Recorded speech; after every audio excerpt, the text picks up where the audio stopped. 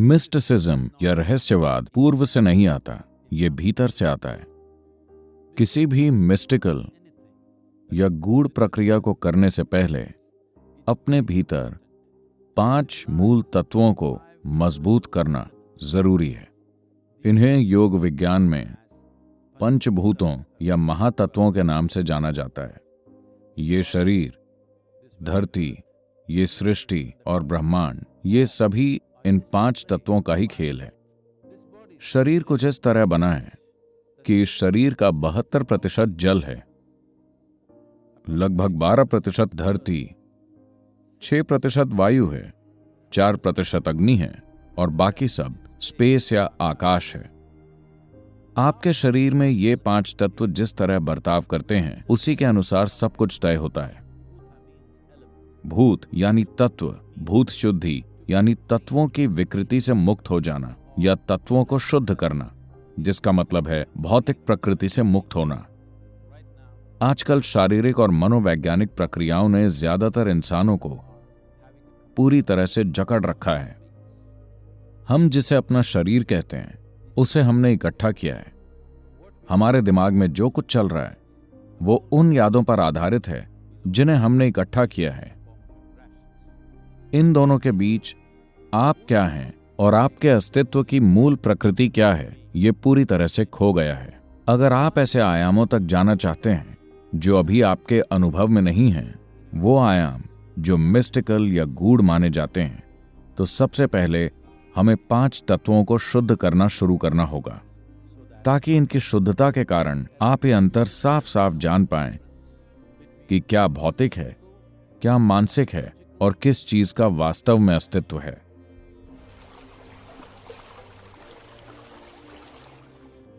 आज ठोस सबूत मौजूद हैं जो बताते हैं कि पानी की भी अपनी याददाश्त होती है। पानी के स्रोत के आसपास जो कुछ भी होता है वो किसी न किसी तरह जल के अणुओं में स्टोर हो जाता है।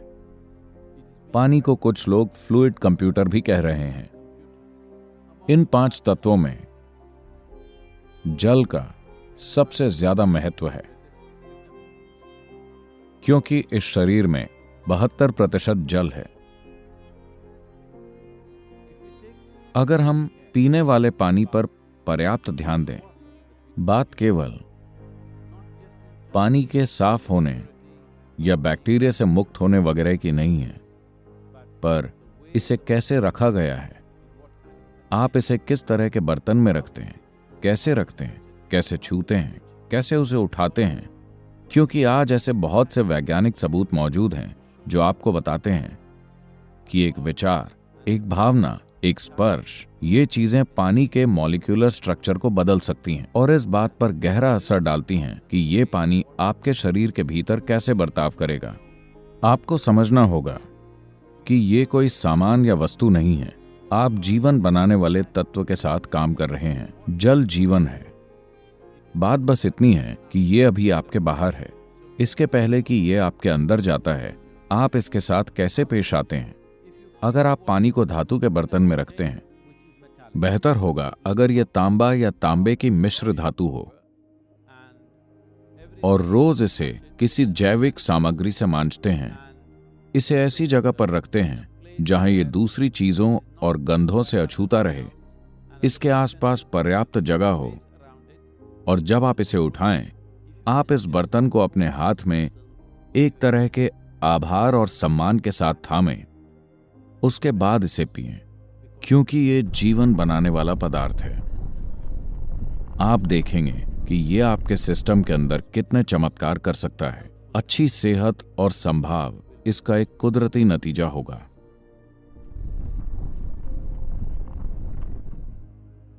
आप जिस मिट्टी पर चलते हैं उसकी अपनी एक समझ और याददाश्त है।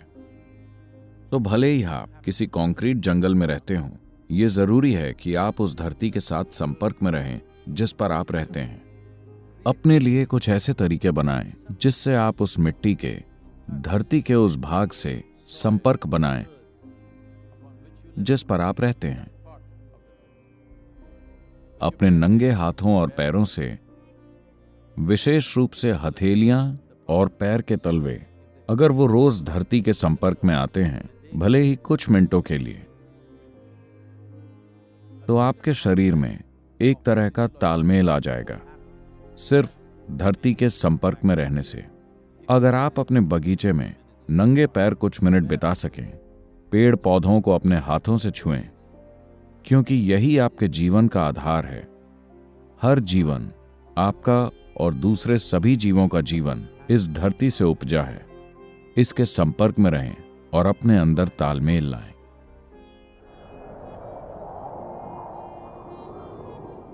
हालांकि वायु आपके शरीर के तत्वों का केवल 6% है, पर यह मिनट दर मिनट होने वाली लेन देन के हिसाब से बहुत जरूरी है। आप किस तरह की हवा सांस में लेते हैं, ये बहुत महत्वपूर्ण है और इसे सब जानते हैं। पर यह भी उतना ही महत्वपूर्ण है कि आप कैसे सांस लेते हैं और कितनी सजगता के साथ सांस लेते हैं।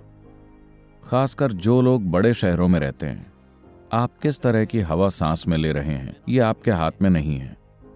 तो बेहतर होगा कि कम से कम कुछ मिनटों के लिए पार्क में टहलें, या झील या नदी के किनारे, या आपके आसपास जो भी जगह हो।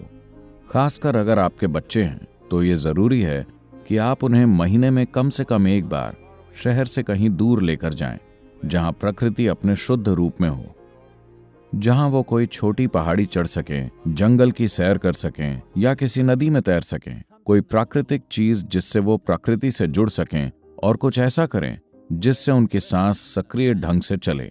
ये केवल एरोबिक एक्सरसाइज के लिए नहीं है, क्योंकि हवा लगातार अंदर बाहर होती रहती है। आपके शरीर की कुदरती समझ इस बात का ध्यान रखेगी कि जब इसे वायु शुद्ध और जीवंत लगती है, तब यह शरीर अलग तरह से सांस लेने लगता है। आप इसे देख सकते हैं, और यह आदान प्रदान होगा, शरीर के अंदर सफाई होगी, क्योंकि सांस में केवल 1 या 2% वायु का आदान प्रदान होता है, बाकी कई अलग अलग तरीकों से हो रहा है। जब आप ताजी हवा में रहते हैं तो जरूरी है कि आप अपनी सांस को सक्रिय स्थिति में लाएं, जरूरी एक्टिविटी करके। आपको बहुत ज्यादा थकाने वाली एक्टिविटी नहीं करनी है, बस आपकी सांस गहरी होनी चाहिए, सामान्य से थोड़ी गहरी। कुछ समय तक सांस ऐसी होनी चाहिए। खासकर बढ़ते बच्चों के लिए ये और भी अहम हो जाता है, क्योंकि ये उनके शरीर में मजबूती और ताकत लाता है।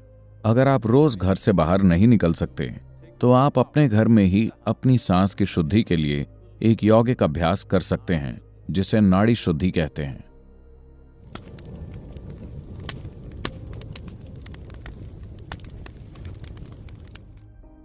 आपके शरीर के 5 तत्वों में 4% अग्नि होती है। आपके भीतर कैसी अग्नि जलती है? क्या यह लालच की अग्नि है, या नफरत की, नाराजगी की, गुस्से की, वासना की, प्यार की, या करुणा की अग्नि है? अगर आप इसका ध्यान रख सकें, तो एक बार फिर आप शारीरिक और मानसिक रूप से स्वस्थ रहेंगे। आप एक संतुलित और उल्लास से भरे इंसान बन जाएंगे। अपने भीतर की अग्नि को शुद्ध करने के लिए एक सरल प्रक्रिया यह है कि आप हर रोज थोड़ी धूप लें। सौभाग्य से आप सूर्य की किरणों में मिलावट नहीं कर सकते, हालांकि हमने बाकी सभी तत्वों में मिलावट कर दी है। सूरज का प्रकाश अभी भी शुद्ध है, इसका पूरा उपयोग करें। अगर आप अग्नि का उपयोग करना चाहें, तो आप बिना किसी तेल के तिनकों या लकड़ी से आग जला सकते हैं और अग्नि के सामने मुंह करके खड़े हो सकते हैं। दोनों हाथ खुले रखें और आंखें खुली रखें। कम से कम 3 मिनट तक अग्नि के पास रहें और फिर उसकी ओर अपनी पीठ करके अपनी रीढ़ की हड्डी पर रोशनी पड़ने दें। इससे आपका आभा मंडल शुद्ध होगा और आपके तंत्र को एक नया जीवन मिलेगा। इस तरह बाहर की अग्नि से संपर्क बनाकर अंदर की अग्नि को नए सिरे से जगाया जा सकता है। भारत में अग्नि के साथ किए जाने वाले सभी अनुष्ठानों का यही आधार है। अगर आपके लिए आग जलाना व्यावहारिक तौर पर संभव न हो, तो कम से कम तेल या घी का दीपक जला लें। दीपक जलाकर उसके आसपास रहें। पहले उसके आगे बैठें और फिर पीठ घुमाकर बैठें, ताकि अग्नि तत्व आपके भीतर नए सिरे से जाग सके।